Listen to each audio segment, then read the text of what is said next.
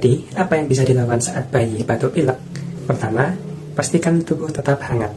Caranya bisa dengan baby balsam atau dengan uap air hangat. Yang kedua, posisikan kepala lebih tinggi dari badan. Jadi ketika posisi tidurnya, itu kepalanya lebih tinggi agar saluran nafasnya lebih lega. Yang ketiga, pastikan nutrisi dan cairan tubuhnya terpenuhi. Apabila usianya masih 6 bulan ke bawah, yang paling utama adalah dari ASI. Sedangkan kalau sudah 6 bulan ke atas, berarti selain dari ASI, pastikan cairan tubuhnya terpenuhi dan nutrisinya juga terpenuhi.